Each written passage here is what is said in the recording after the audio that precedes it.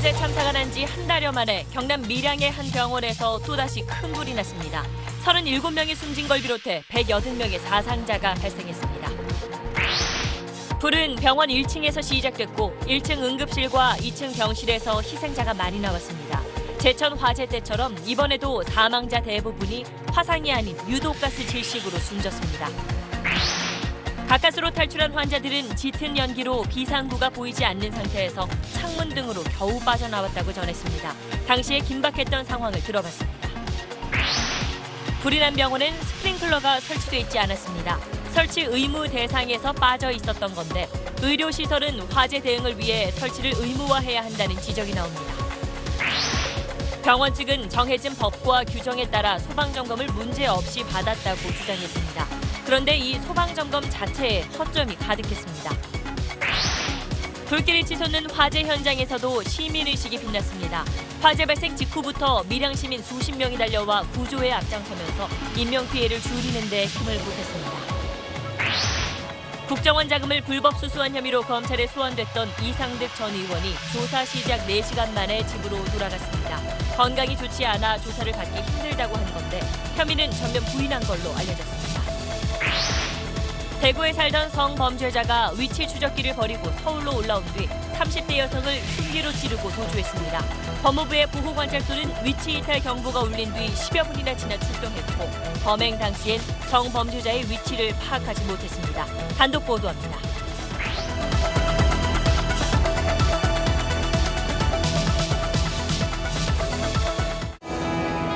기름 없이 달리는 일상으로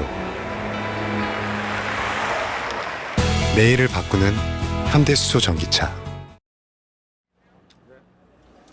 네, 저는 지금 경남 밀양 세종병원 화재 현장에 나와 있습니다. 29명이 희생된 제천 화재가 일어난 지 36일 만에 오늘 또다시 대형 참사가 일어났습니다.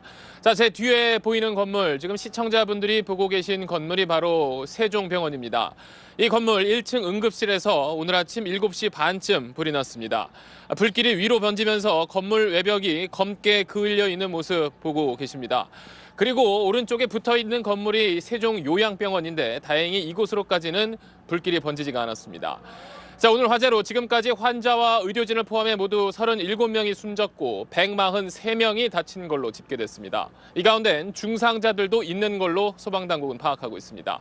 먼저 오늘 화재 피해 상황을 유덕기 기자가 전해드립니다.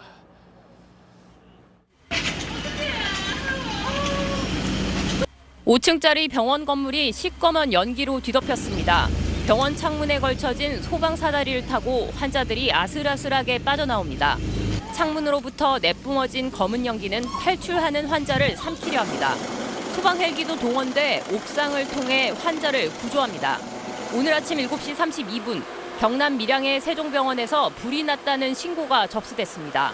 이윽고 소방대가 도착했지만 1층 응급실 근처에서 시작된 불은 빠르게 번졌습니다. 불길이 본관에서 불길이 올라오더라고요. 병원부터 할머니, 할아버지들부터 구출을 하고 약 2시간 만에 큰 불은 잡혔지만 인명피해는 컸습니다. 지금까지 사망자 수만 37명, 부상자는 143명입니다. 35명은 신원이 파악되었고 2명은 지금 파악 중에 있습니다. 이 병원은 일반 병원과 요양병원이 가까이 붙어 있는 구조인데 불이 시작된 일반 병원 1층과 거동이 불편한 환자가 많았던 2층에서 사망자가 많았던 것으로 알려졌습니다. 소방당국은 오전 10시 반쯤 잔불까지 모두 껐지만 혹시 모를 상황에 대비해 건물 전체에 대한 정밀 수색을 계속 벌이고 있습니다.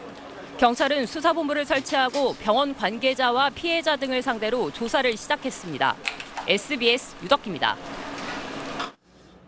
불이 난 직후 이곳 건물 전체가 연기와 유독가스로 가득 찼습니다. 불이 꺼진 지 이제 10시간가량 지났지만 이곳엔 아직도 매캐한 냄새가 남아 있습니다. 지난 제천 화재 때처럼 이번에도 사망자 대부분이 화상이 아니라 연기를 들이마셔 질식해 숨진 걸로 드러났습니다. 계속해서 한지연 기자입니다.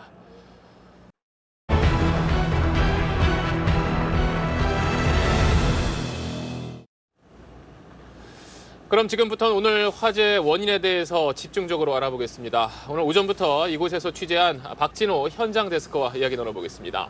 자, 박 기자, 지금 네. 저 뒤로 보이는 저 응급실 쪽에서 불이 난 것까지 여기까지는 알려졌는데 네. 정확한 화재 원인은 아직 나오지 않고 있는데 좀 뭐 추가로 좀 나온 정황이 있나요? 지금 경찰이 수사를 진행 중인데 네. 지금 방송 중에 조금 전에 밀양경찰서가 이 응급실 내부에 CCTV 화면을 공개를 했습니다. 그래서 네. 일단 응급실 내부에서 화재가 발생한 것은 분명해졌고요. 특히 응급실 뒤편에 있는 이 간호사 탈의실 부근에서 불이 난 것으로 그렇게 알려지고 있습니다. 다음 소식입니다. 평창 동계올림픽 남북 단일팀을 이룰 북한 여자 아이스하키 선수들이 어제 우리 선수촌에 입소했죠. 적응 모습이 사진으로 공개됐습니다. 우리 측 선발대가 둘러본 마식령 스키장 영상도 함께 보시죠. 김아연 기자입니다.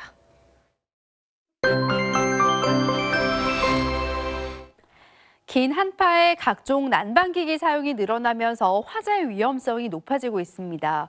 화재 사고가 난 밀양 지역도 건조경보가 이어지고 있는데요. 건조특보는 점점 더 확대 강화되고 있습니다. 각별히 화재 예방에 유의하셔야겠습니다. 주말에도 한파는 계속되겠습니다. 내일 또다시 서울의 아침 기온은 영하 15도 한파까지 내려가겠습니다. 물론 어제 오늘 정도는 아니지만 주말 내내 평년 기온을 밑도는 강추위가 이어지겠습니다. 내일도 중부지방 한파 경보가 계속됩니다. 서울의 아침 기온은 영하 15도, 춘천 영하 19도까지 내려가겠고요. 한낮 기온은 서울이 영하 3도 안팎에 머물겠습니다. 남부지방 낮 기온은 사흘 만에 영상권으로 오르긴 하겠지만 여전히 춥겠습니다. 이 매서운 한파는 다음 주 초반까지 이어지겠고요. 이후로는 평년 수준으로 기온이 오르겠습니다. 날씨였습니다. 네, 오늘 화재로 37명이 숨지고 140명 넘게 다쳤습니다. 삼가 고인의 명복을 빌겠습니다. 또 부상자들의 빠른 쾌유도 함께 기원합니다. 밀양 세종병원 화재 현장에서 전해드린 오늘 8시 뉴스 여기서 마치겠습니다.